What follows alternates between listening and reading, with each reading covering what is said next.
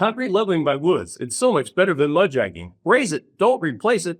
Get a free estimate at woodsbasementsystems.com. That's woodsbasementsystems.com.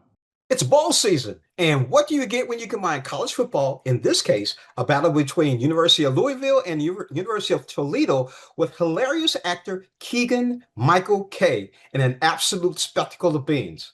One word: fun. Bush's Beans made history with the first ever Bush's Boca Raton Bowl of Beans, the only college football game to end in beans, not bowl. The first 2,000 fans who brought a can of Bush's Beans to the game on December 23rd followed a path leading to the Spirit of Givington. Once inside, they traded their can for free entry. These lucky fans took their seats in the MV Beans section near the end zone, and every can was donated to support local families in need. Actor and maestro Keegan Michael Key says beans and football make a great game day pair. There's this kind of warm family traditional feeling about this particular company, about Bush's, and it's part of why they wanted to identify themselves with a bowl game, because it's another very traditional warm thing, especially in December, right? So I just thought it was really something a little different, that they went above and beyond in regard to branding and being a sponsor. One of the greatest aspects of today is that the first 2,000 fans to come through the door, they can use a can of beans from Bush's as their ticket at any product at all. But what I love is that then all of those cans are going to be donated to families in need, especially during the holiday season when I think it's a little more pronounced.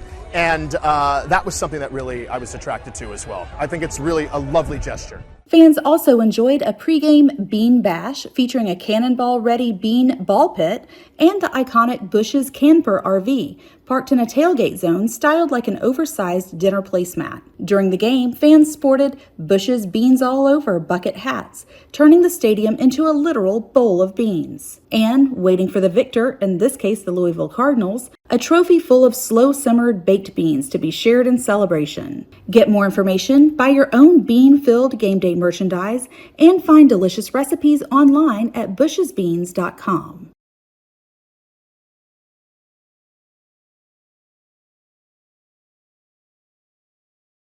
Chuck's Boots has the largest selection of boots in the Midwest and right in your backyard. Over 100,000 pairs of boots in stock from all the top brands: Ariat, Thorogood, Carolina, Justin, Carhartt, and many more. Chuck's Boots has boots for every walk of life: Western, work, uniform, hiking, or motorcycle. Visit us in Fenton or St. Peters and online at chucksboots.com. There's only one name to remember. Chuck's Boots, never leave my feet.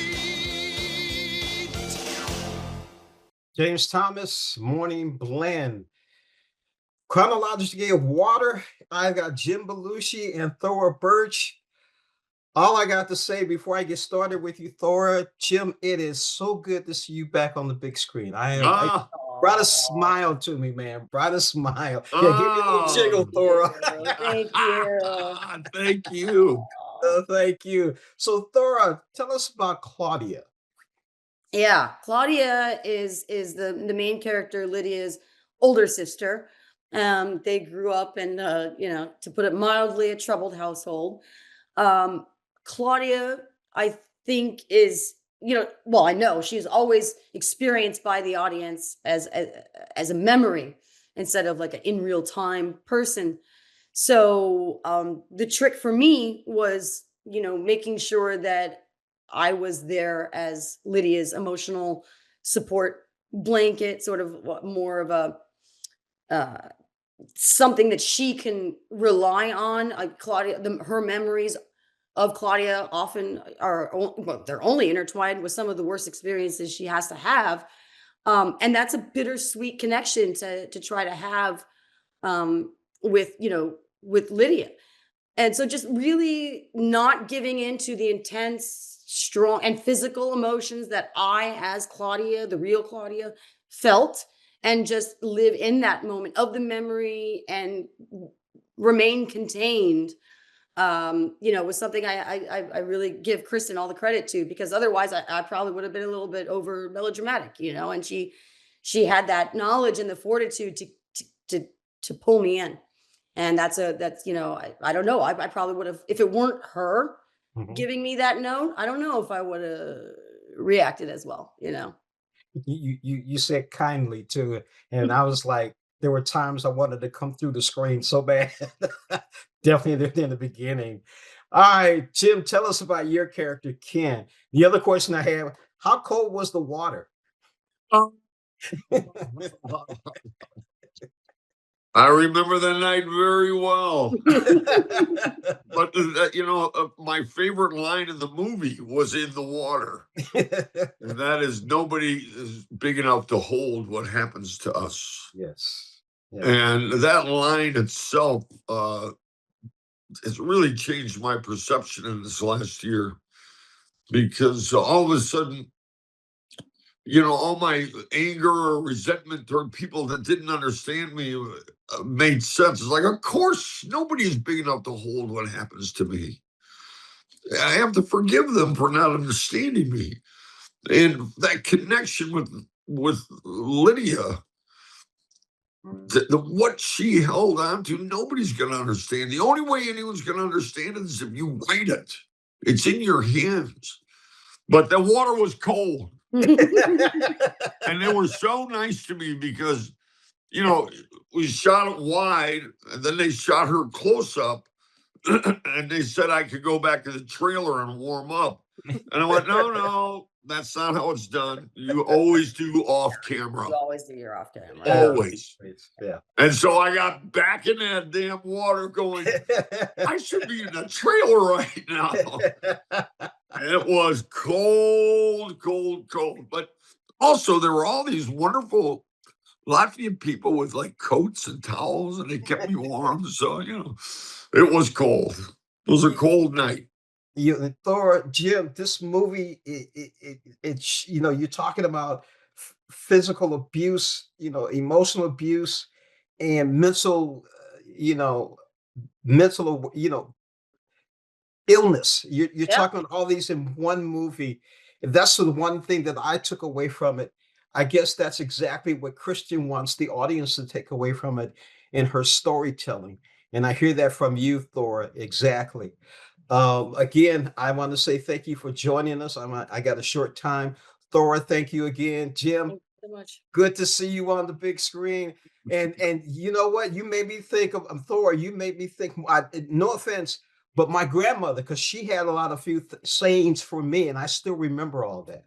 Yeah. So Well, thank you so much. I'm glad you enjoyed it. I did. Yes. Happy to share it with you. Yeah. Let's hope the audience shares it and understands it too. I hope they Like and go subscribe. Go see it. Go All right. see it. AB Mauri is a global organization with a significant commitment to the baking industry in North America. Innovative quality products, a customer-centric culture, and a slogan that says it all. No doubt, AB Mauri's proud heritage that first began with the innovative Fleischmann brothers remains very much alive today. We are AB Mauri. A.B. Mari. We are A.B. Mari. Season 4, Paramount Plus's Mayor of Kingstown. Today I have Laura Benanti, who plays Cindy Phillips, and Hugh Dillon, who looks like he could coach for the 49ers, who plays Ian. And they're both in this. I could. Oh, man. You know what? The first thing I got to ask both of you, I'm going to start off with you, Laura. Talk about your character, Cindy, from season 1 to now, season 4. How has she grown? Well, my character only comes in season 4, so she's grown immeasurably, and that she did not exist. So she's had the biggest arc of all. Okay. Tell us. I like that. Lee, go ahead. Laugh at me, Hugh. Go ahead. No, she's laughing at me. Don't worry. No, don't she worry. made me laugh all afternoon. This is how we are. Yeah. Yeah. No, so I'm brand tell us new. what So your character myself and Edie Falco, we are new to season 4. My character, she's a single mom of 3 kids. She's had a rough road of it. She's gotten to the dead end that is Kingstown. She's a corrections officer at a maximum security male prison. And, she's doing it for her kids, for the benefits, for the health care, for the flexibility to be with her children.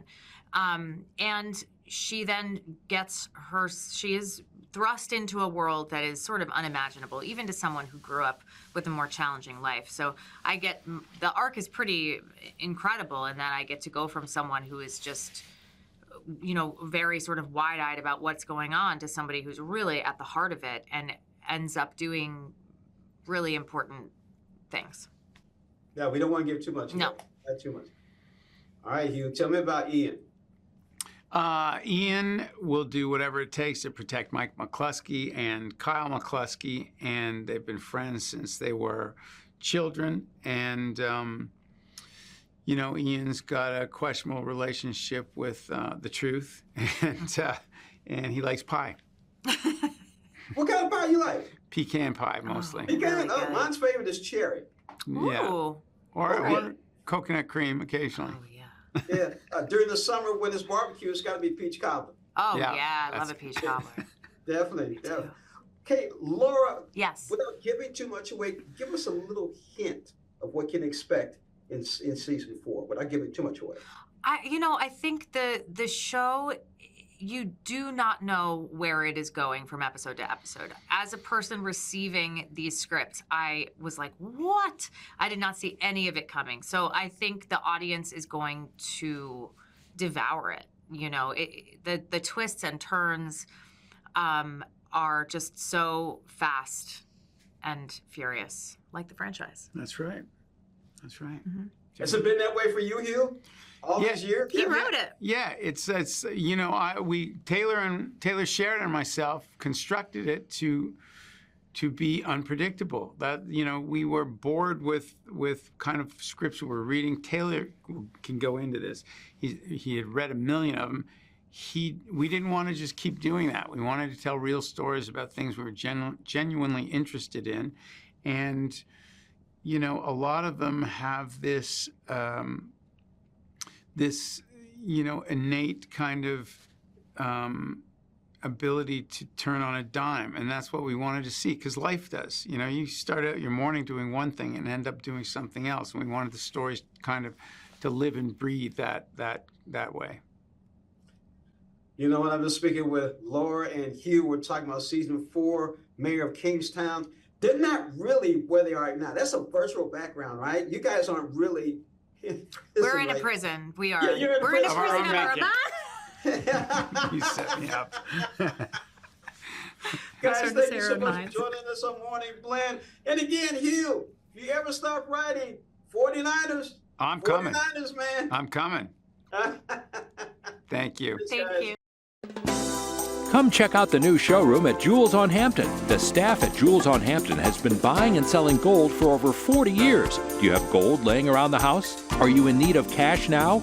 Come in and see why Jewels on Hampton is paying some of the highest prices in St. Louis on gold, jewelry, and antiques. If you're in the market for buying or selling, there is one name that should come to mind: Jewels on Hampton.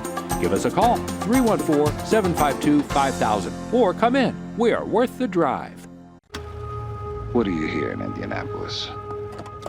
It is Tuesday, February 8th.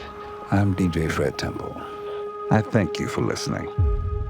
Mr. Temple, sir, you have a caller? I have dinner in 30 minutes is what I have. That Tony Kuritz's fella's on the line and he's asking to speak to you. The guy with the shotgun in the man's neck. You should open with that, James.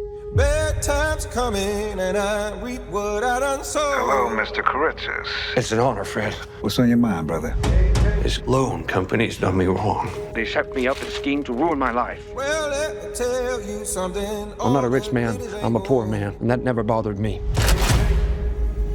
I'm a man that's fighting for everything that he owns, sir. So what's your plan, Tony, huh? What's next?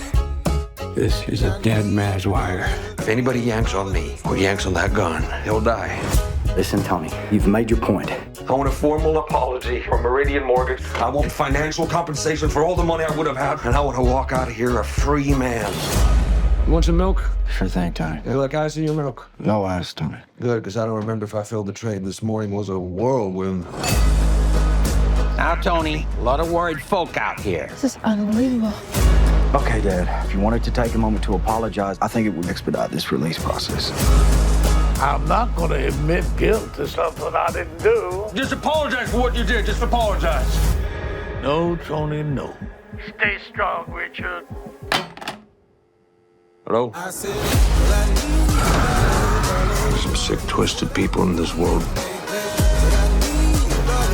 I hear you, Tony. But holding on to anger is like drinking poison and expecting the other person to die. Finally, somebody has the to stand up to these parasites. I'm not going to be humiliated by anyone. The whole world is going to know the truth. I'm a man of the people. I know the people. He's a good man. He's out of control. Now I'm a national hero, and don't you forget it. I'm just getting started. Just go keep going straight. No, I think it's a left up here. I think I know where I live. Yeah, I'm just trying to focus It's on a left here, you're right. Are you ready to share your message with the world? Introducing PitchDB, the all-in-one platform revolutionizing the way speakers connect with podcasts, conferences, and media outlets. With access to over 3 million platforms, finding your perfect speaking opportunity has never been easier. Our AI integrations create personalized bios and pitches, setting you apart from the crowd. Join the movement of speakers taking the world stage today. Join now at pitchdb.com. James Thomas, here we are. It's movies, it's Oscars, it's CCA. But right now we're going to talk about Dead Man's Wire, a movie that's opening this weekend. Tony, you want to tell us what it's about, or you want me to tell them what it's about? You go ahead and take it away. Okay, it's actually based on a true story back in 1977. Yes, a kidnapping of a prominent banker grips the nation and turns the abductor into an outlaw folk hero. You can see the picture behind him. Yes, that's Tony, who's the policeman in the background. You can't see his face, but that's actually Tony. Tony's actually about 90 years old. But anyway, tell us about what you thought about Dead Man's Wire. I thought it was really intriguing. I thought, it was a nice reflection of the times. It's, it reminds you of kind of how we fell in love with news stories. We saw the film last year that covered the incident at the Olympics, and this like really breaking ground news coverage at the time. And, I won't give it away spoilers on how it ends, but it's a reflection of society today and really how some people get away with certain things or not. But it was really entertaining. I like Gus Van Sant did a good job, but it really boils down to Bill Skarsgård, who's fully committed here. And he does always have these wild, unhinged performances, but it's so textured and just comes across so straight that that's why it works so well, in my opinion. Yeah, you're right. Bill Skarsgård's in it. Darcy Montgomery's in it. Al Pacino's in it. Carl Ewells and Coleman Domingo has a very interesting part in this movie, and based on a true story. Very interesting. Actually, I'm going to give this 3.5, maybe 4 out of 5. What do you think? I'm in a 3.5 out of 5. I really enjoyed it. I think, a lot of people are going to be surprised by the true element of this film as well. And it really is shocking, especially if you think about the time period it takes place in, that it's really incredible that it even happened. Yeah, definitely. All right, let's move on. Tony and I are both members of CCA, Critics' Choice Association, who just had their awards this weekend. Tony warned me. He warned me, and he was right. Best Actor went to Timothée Chalamet for Marty Supreme. You talk about it, because I didn't believe in him. You did. Look, this to me was a no-brainer. It was a very competitive year for Best Actor. I thought that there's a lot of performances that only one could win. That's how it always goes. But Leo gave a great performance. I thought that Wagner Moore in The Secret Agent was fantastic. A lot of people didn't start talking about for Blue Moon. I'm blanking on his name right now. I apologize. Ethan Hawke. Yeah. And that's another fantastic performance this year. But Timothée Chalamet, he had this speech last year that he wants to be one of the greats and he aspires to it. And a lot of people thought, it's cocky, it's arrogance. But he really put that as this year, this performance of Marty Supreme is a realization, a manifestation of that dream that he has. And he fully deserves this award. And I think that will continue as well. It's very interesting. Again, you and I talked about it earlier. I didn't care for the movie. I still haven't seen all of it yet. I didn't like the character. But what I did like at the awards is what Timothy did. He sent a shout out to who? Michael B. Jordan, and said, hey, man, I've already seen it twice. I'm getting ready to see it again. I love your performance. I love the movie. I really thought Michael B. Jordan was going to win on that. You know what? Here's the other thing. Speaking of Michael B. Jordan and Ryan Coogler, Best Picture went to one battle after another, and I had to watch it again just to say, okay, we'll go with this, because it really was a competition between One Battle and Sinners. What do you think? 100%. It really was. I thought that the scales really tipped once Paul Thomas Anderson won Best Director. That's when I really felt like, okay, One Battle is going to get Best Picture. But it really is, and I put this in my top 3 of the year between that, Sinners, and Marty Supreme. I really think it's an easy 3-horse race for the best film of the year. I think One Battle slightly edges Sinners, but there were 3 generational films this year, in my opinion, that are going to live on for a very long time in cinema. It's just a shame that only one gets to take home the prize. That is a shame. It's very interesting. Ryan Coogler did win for original screenplay for his movie for Sinners. Okay, let's talk about best adapted screenplay, because now we're back to one battle after another. Paul Thomas Anderson won for best adapted screenplay. Talk about that. Yeah, this to me was not a surprise, to see the 2 best films of the year each win the respective category in screenplay. I was pretty much expecting this. I think that Marty could have been an interesting, twist, because there are some jolting one-liners in that film and some writing. But at the end of the day, I think that, like we said, Coogler 100% deserves his win, and I think that PTA does as well. So I think he won as far as One Battle After Another. They won 3 Academies, and Sinners won 4. Is that correct? I believe so. Mm-hmm. Yeah, and Sinners got the best casting and ensemble. Francine Maisler for Sinners. She put all that cast together, and they had everybody on stage. That was really kind of cool too, which is very interesting, because what was the other person that won from Sinners? Somebody else won from Sinners, didn't they? Best score, and then Miles Caton, 100% deservingly. New young actor. Yes, that was amazing. How many months? 3 months to learn guitar? Was it 3 or 2 months? I think he said 6 or 7 he spent, but yeah, okay, I can't remember. Yes, Miles Canton playing the guitar, best young actor. He won the award from Critics' Choice Association. Does that mean he's going to win it also for the Oscars? I don't believe the Academy Awards has that. Unfortunately, they should. But for Miles, what I really loved about his performance is he got to something in his role that it's so far beyond his years, without question. But that actors of all ages, men, women, doesn't matter. They strive for that their entire careers, and so many don't even achieve that. So the fact that he did that at such a young age is truly impressive. It was very impressive. Best actress, Jessie Buckley for Hamnet. I like that. What did you think? 100%. I would have been upset, honestly, if anybody else won. I thought she deserved it. I thought that her performance was just gut-wrenching and heartbreaking. 100% deserved. I would have been very surprised if anybody else took it, in my opinion. Well, the other surprise was not too much of a surprise, but yes, it was a surprise. Jacob Elordi, Best Supporting Actor, Frankenstein. Man, he played Frankenstein. He did 100%. I didn't see him getting the win here. I thought that was very surprising. We're talking about all award season, or all the prep for award season. We're talking about the heavy hitters, Sean Penn, Benicio del Toro, Paul Mescal's just sitting there. Then you're wondering, okay, is Delroy Lindo going to get an appearance here? It's just been a wide open category, because every now and then somebody else has stepped up as the favorite. Oh, Stellan Skarsgård as well from Sentimental Value. And and now you have 6 that's going to have to get whittled down to 5 for the Academy Awards. And somebody deservingly is going to unfortunately be left off that list. Speaking of sweeping the awards during the award season, Best Animated Feature, Zootopia #2 was okay, but K-Pop Demon Hunters won for Best Animated Feature. It was great to see the entire cast there, not only the voices, but the singers too. They were there along with the directors and executive producers. I mean, that took the world by storm. I remember when I reviewed that film when it came out, and I was like, this seems like I enjoyed it more than I should personally, but I'm like, this seems like it's going to take off, and did it. You can't go anywhere without hearing the song, kids talking about it, adults talking about it. I mean, it's not a surprise at all. I think it just slightly edges Zootopia 2, because I did think that was a very good film, but for me, K-pop was the way to go. Let's not forget one more category that we're going to talk about is Best Comedy. The Naked Gun won the CCA Award for Best Comedy. What did you think about that? I was pretty surprised. I didn't know which way this category was going to go. You could easily, honor some of these, more the comedies, if you will, that they're given for some of the bigger films.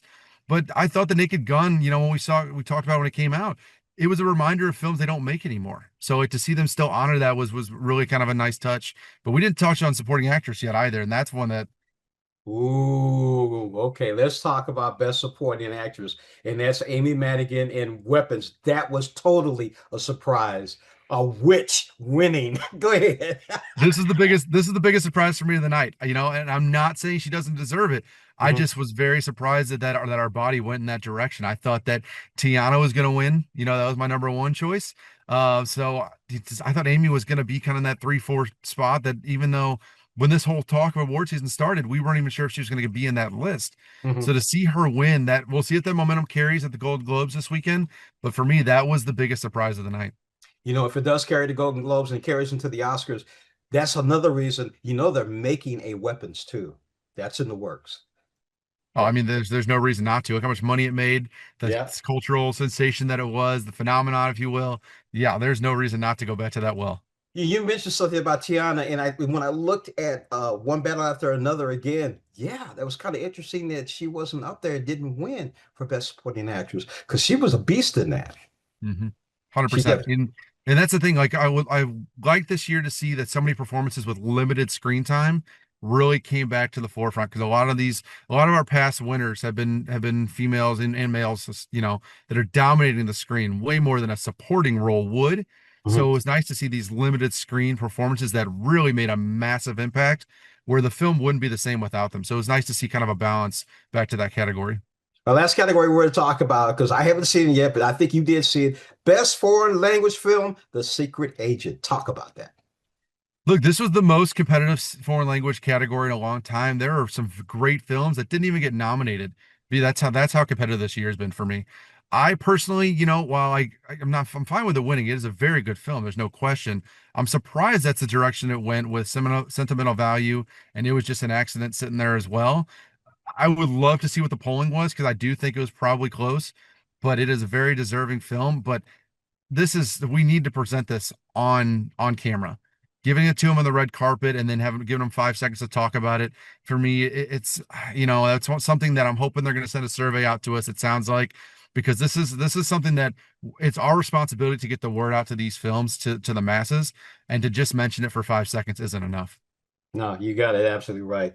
Critics' Choice Association Awards was this past weekend. It was great to talk about that. Golden Globes is actually going to happen tomorrow evening, Sunday evening. Go ahead and watch it. And always go to the big screen. Don't wait for it to come out on streaming. Go to the big screen, because you're going to really enjoy the experience. That's all the time we've got. Have a great weekend. Need new seamless gutters with a better cover? Keep water away from your home and basement? Call Woods for Gutter Shutter, the largest seamless gutter system with a cover. Protect your home. Call Woods for a free estimate, or go online to woodsbasementsystems.com. That's woodsbasementsystems.com, the all things basement experts.